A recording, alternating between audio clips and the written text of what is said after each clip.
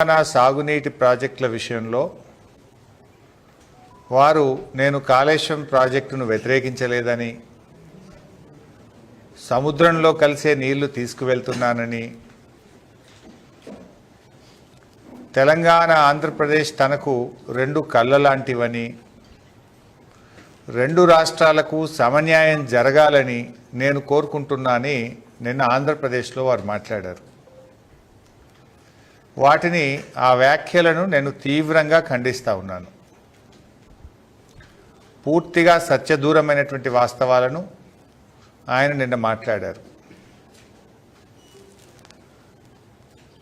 వాటికి సాక్ష్యాధారాలతో సహా నేను చెప్పదలుచుకున్నాను. బాధ కలిగే అంశం ఏంటంటే, రాష్ట్రంలో అధికారంలో ఉన్న కాంగ్రెస్ ప్రభుత్వం చేతగాంతనం వల్ల, రాష్ట్ర ప్రభుత్వ నిర్లక్ష్యం వల్ల, కేంద్రంలో అధికారంలో ఉన్న బీజేపీ పక్షపాత ధోరణి వల్ల ఇవాళ తెలంగాణ రాష్ట్రానికి తీవ్రమైన నష్టం జరుగుతూ ఉంది.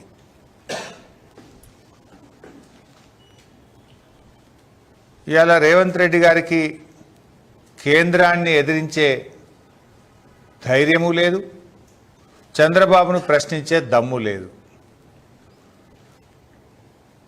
ఎందుకంటే ఢిల్లీని చూస్తే రేవంత్ రెడ్డికి భయం, బాబు గారికేమో గురుదక్షిణ. దీనివల్ల ఇవాళ రాష్ట్రానికి తీరని అన్యాయం జరుగుతూ ఉంది. నిన్న చంద్రబాబు నాయుడు గారు మాట్లాడుతూ నాకు తెలంగాణ ఆంధ్రప్రదేశ్ రెండు కళ్ళ లాంటివి అంటారు. ఆ మాట నిజమైతే బాబు గారు, నాగార్జున సాగర్ ఎడమ కాలువను ఎండబెట్టి సాగర్ కుడి కాలువలో నిండుగా నీళ్ళు తీసుకుపోతున్నావు కదా, దీన్ని ఏమంటారు అని నేను అడుగుతా ఉన్నా. ఇవాళ నాగార్జున సాగర్ ఎడమ కాలువకు సరిపోయేంత నీళ్లు లేక ఖమ్మం జిల్లాలో, నల్గొండ జిల్లాలో రైతులు రోడ్లెక్కుతా ఉన్నారు, పంటలు ఎండిపోతా ఉన్నాయి. ఇదేనా రెండు కళ్ళ సిద్ధాంతం? ఇదేనా సమన్యాయం అని నేను అడుగుతా ఉన్నా. నాగార్జున సాగర్, శ్రీశైలం, కృష్ణానది జలాల్లో ఆంధ్రప్రదేశ్కు తాత్కాలికంగా కేటాయించిన దాని ప్రకారం 512 టీఎంసీలు రావాలి. ఇదే ఎక్కువ. కానీ మీరు 657 టీఎంసీలు వాడారు. ఇది 4-5 రోజుల కింద లెక్క. 657 టీఎంసీల నీళ్లు వాడారు. తెలంగాణకు 343 టీఎంసీలు రావాలి, కానీ తెలంగాణకు 220 వచ్చింది. ఢిల్లీలో ఉన్న మీ పలుకుబడిని ఉపయోగించి బీజేపీ ప్రభుత్వంలో భాగస్వామిగా ఉండి మీరిద్దరు కలిసి తెలంగాణ నోరు కొట్టిండ్రు. బీజేపీ బాబు గారు కలిసి తెలంగాణ నోరు కొట్టిండ్రు. మీరు నాగార్జున సాగర్లో, శ్రీశైలంలో మీరు అక్రమంగా రోజుకు 2 టీఎంసీలు తీసుకుపోయి ఇవాళ తెలంగాణకు సాగునీరు, త్రాగునీరు లేకుండా చేశారు మీరు. రేపు హైదరాబాద్ మంచినీళ్ళకి ఇబ్బంది వచ్చే ప్రమాదం ఉంది, ఎడమ కాలువ కింద పంటలు ఎండిపోయే ప్రమాదం ఉంది. మీరు దత్తత తీసుకున్న మహబూబ్ నగర్ జిల్లాలో కల్వకుర్తి, నెట్టంపాడు, భీమా, కోయిల్ సాగర్ కింద కూడా పంటలు ఎండిపోయే ప్రమాదం ఉంది. కానీ మీరేమో సమన్యాయం అంటారు. సమన్యాయం మాటల్లో ఉంది, చేతల్లో లేదు. చంద్రబాబు గారు, చేతల్లో మీదంతా ఆంధ్రాకు న్యాయమే ఉన్నది. తెలంగాణ విషయంలో మీది పక్షపాత ధోరణి. ఇలా కృష్ణా నదీ జలాల్లో మీరు అధికంగా నీళ్లు తీసుకుపోయి తెలంగాణకు అన్యాయం చేసింది నిజం కాదా అని నేను సూటిగా అడుగుతా ఉన్నా.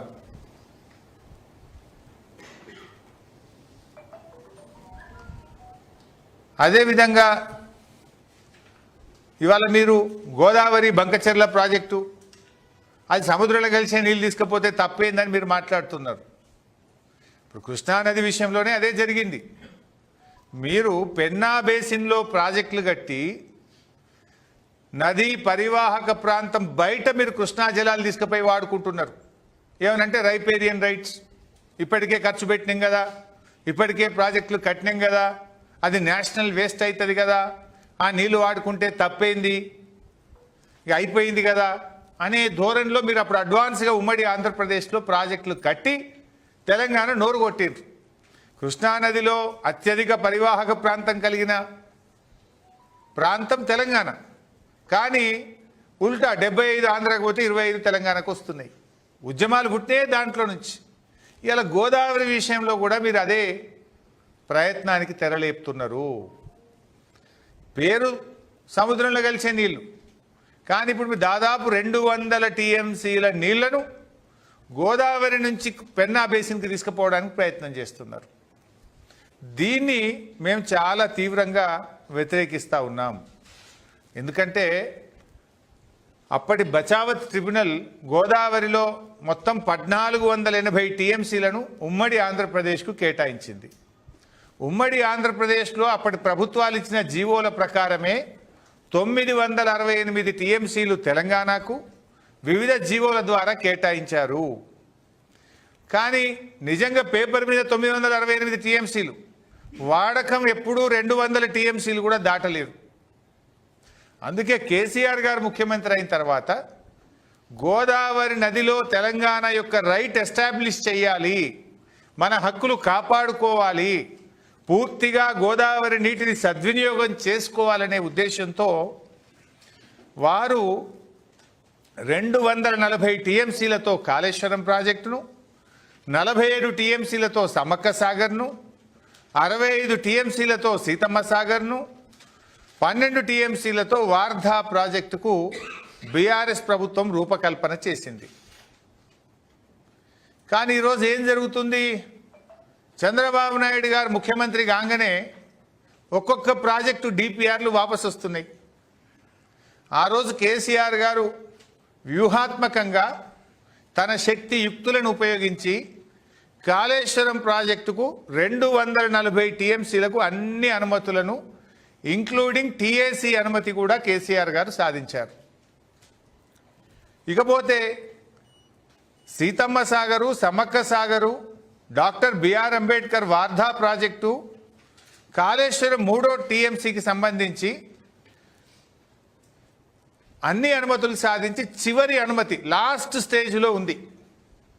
లాస్ట్ స్టేజ్లో ఉంటే ఇప్పుడు వచ్చిన కాంగ్రెస్ ప్రభుత్వం సరిగ్గా దాన్ని పట్టించుకోకపోవడం వల్ల చంద్రబాబు నాయుడు గారు బీజేపీలో తనకున్న పలుకుబడిని ఉపయోగించి ఇలా డిపిఆర్లు వాపసు పంపారు.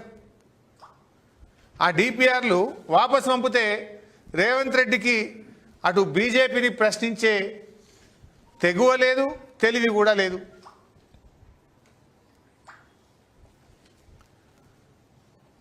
మొన్న మీడియా ముందు కూడా ఢిల్లీలో మీరు చూశారు, రేవంత్ రెడ్డిని కొంతమంది జర్నలిస్టులు ప్రశ్నలు అడిగితే ఆయనకు అవగాహన లేకుండా I'm not the right person అంటూ ముఖం చాటేసిండు రేవంత్ రెడ్డి గారు. ఇంకా ఈయన చంద్రబాబును ఎదిరించి ప్రాజెక్టులు సాధించగలుగుతారా, అక్రమ ప్రాజెక్టులను ఆంధ్రప్రదేశ్ నిర్మిస్తున్న వాటిని ఆపగలుగుతారా అన్నదే ఈరోజు క్వశ్చన్ మార్క్. చంద్రబాబు చేతి కింద మనుషులను ఇవాళ తెలంగాణ రాష్ట్ర నీటిపారుదల సలహాదారుగా నియమించిండు రేవంత్ రెడ్డి. మొన్నటిదాకా అంతకుముందు 2014 నుంచి 19 వరకు చంద్రబాబు నాయుడు గారు ఆంధ్రప్రదేశ్ ముఖ్యమంత్రిగా ఉన్నప్పుడు ఎవరైతే నీటిపారుదల శాఖ కార్యదర్శి ఉండనో అతని ఇవాళ తెలంగాణ రాష్ట్ర ప్రభుత్వ సలహాదారు. ఇక తెలంగాణకు ఎట్లా న్యాయం అవుతుందని నేను అడుగుతా ఉన్నా.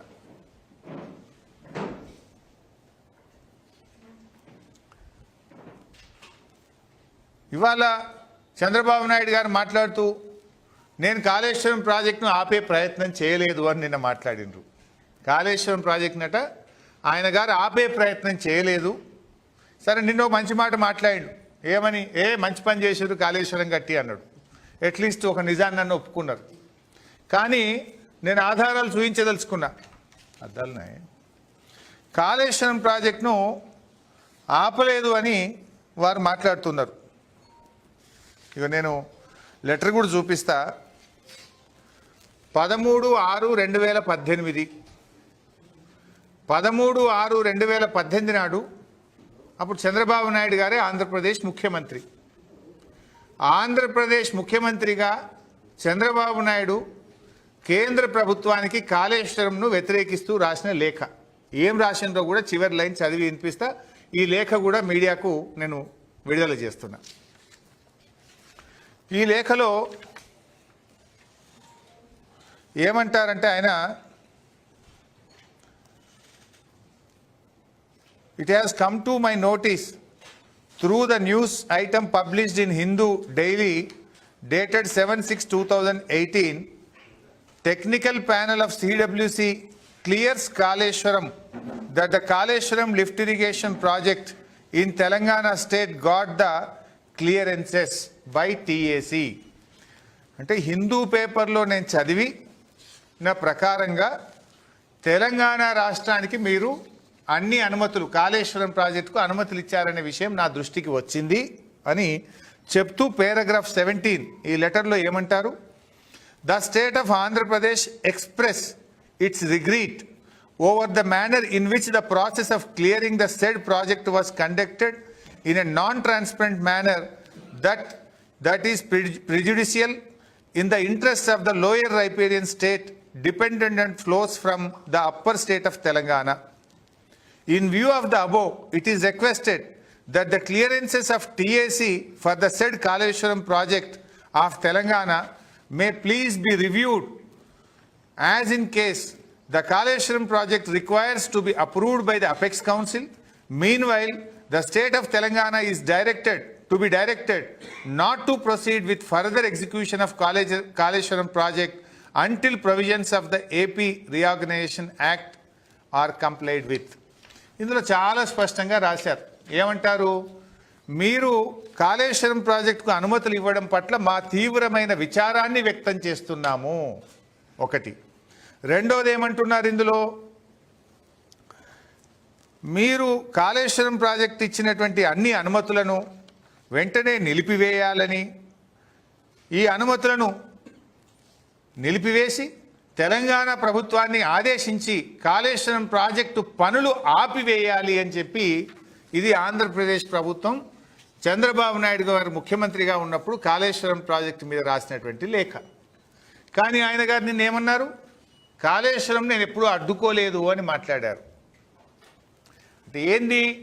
దీని పేరు మీద బంకచెర్ల గోదావరి ప్రాజెక్టు మీద 200 టీఎంసీలు తీసుకుపోదామని చూస్తున్నారు.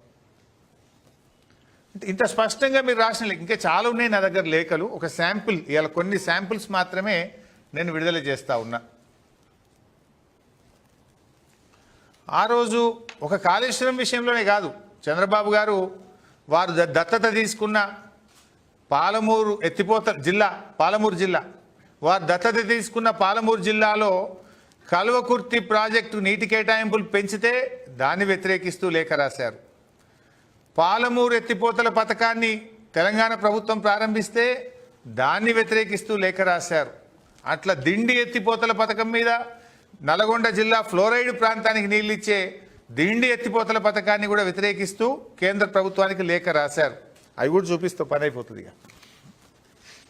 ఇది 7/11/2015 7/11/2015 నాడు కల్వకుర్తి ఎత్తిపోతల పథకానికి కేసీఆర్ గారు నీటి కేటాయింపులు పెంచారు.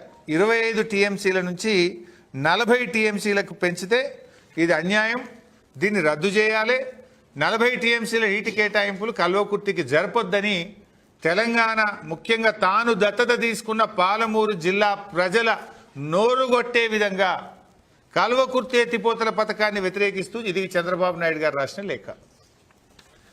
ఇకపోతే ఇది పాలమూరు ఎత్తిపోతల పథకాన్ని, దిండి ఎత్తిపోతల పథకాన్ని వ్యతిరేకిస్తూ చంద్రబాబు నాయుడు గారు స్వయంగా రాసిన లేఖ. ఇది వారి లెటర్ ప్యాడ్ మీద వారి సంతకంతో ఉన్న లేఖ. Date 24 April 2016. 24 ఏప్రిల్ 2016 నాడు చంద్రబాబు నాయుడు గారు పాలమూరు ఎత్తిపోతల పథకము మరియు దిండి ఎత్తిపోతల పథకం పట్ల తన తీవ్రమైన నిరసన తెలియజేస్తూ లేఖ రాశారు. అందులో చివరి లైన్ చదువుతా. I also request that government of Telangana may be directed to put on hold all works until the issue is resolved. అంటే పాలమూరు ఎత్తిపోతల పథకం, దిండి ఎత్తిపోతల పథకం పనులు వెంటనే నిలిపివేయాలి, మీరు డైరెక్ట్ చేయండి అని కేంద్ర మంత్రి ఉమాభారతి గారికి ఇది 24 ఏప్రిల్ 2016 నాడు చంద్రబాబు నాయుడు గారు వారు రాసిన లేఖ. అదేవిధంగా ఇది 8 ఫిబ్రవరి 2016 ఇది చంద్రబాబు నాయుడు గారి ప్రభుత్వం కేంద్రానికి రాసిన లేఖ. ఇందులో కూడా చాలా స్పష్టంగా మన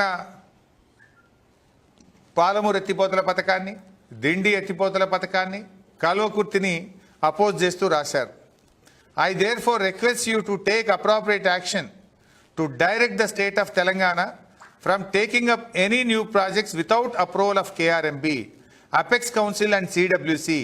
They may also be advised that any such action would be reviewed of law అని రాశారు.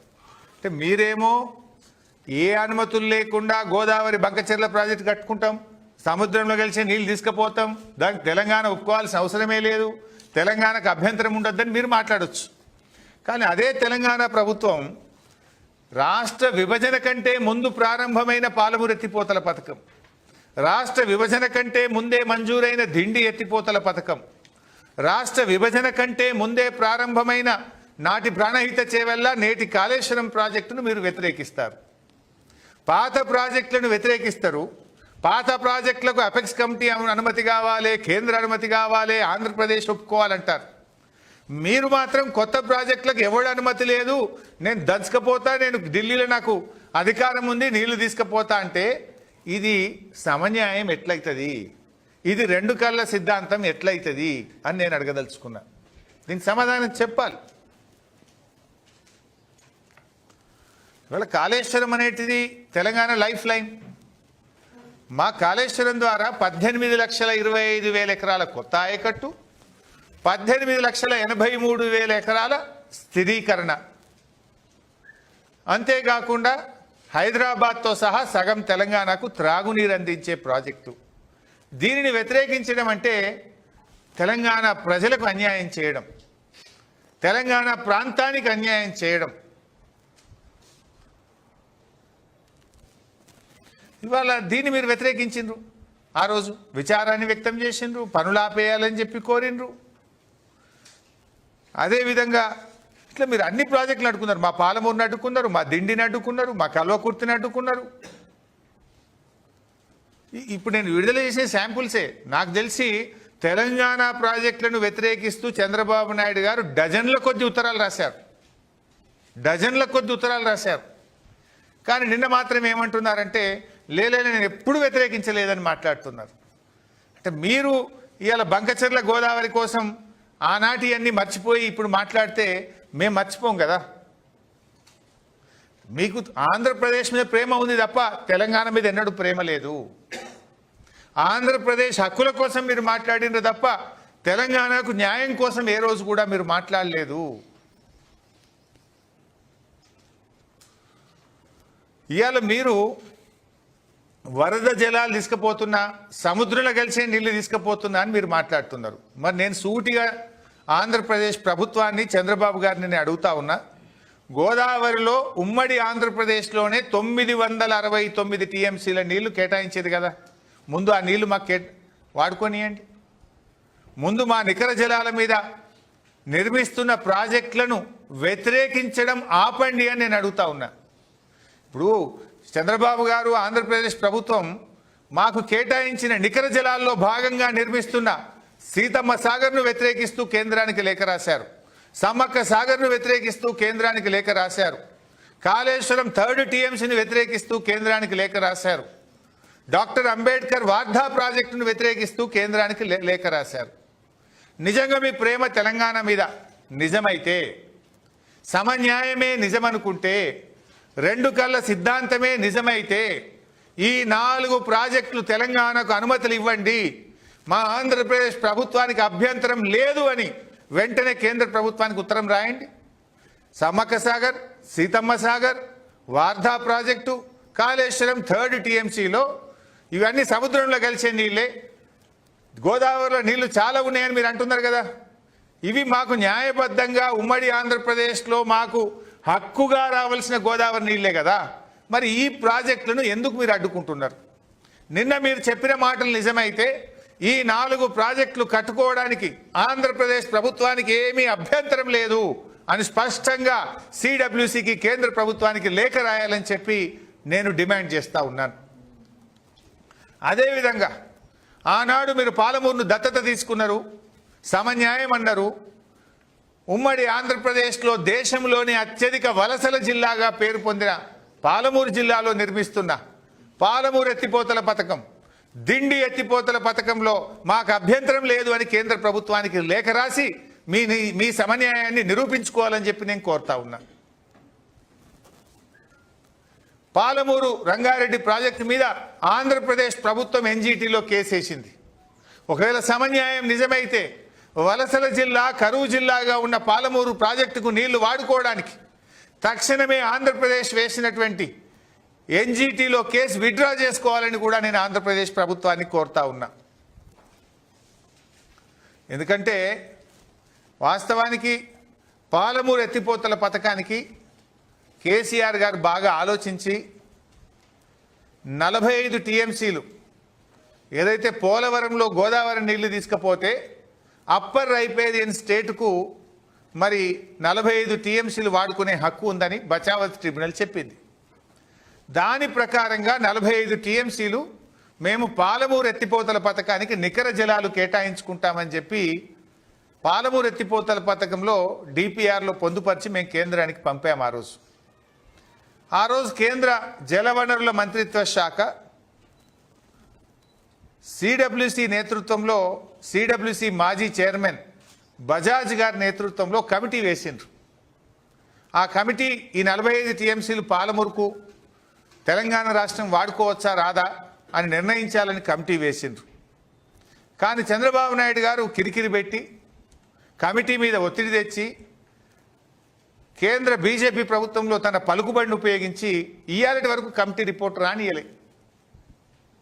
ఆ రిపోర్ట్ వస్తే ఇవాళ పాలమూరుకు కోట్ల కేసే లేదు, పాలమూరు ప్రాజెక్టు ఆగనే ఆగదు.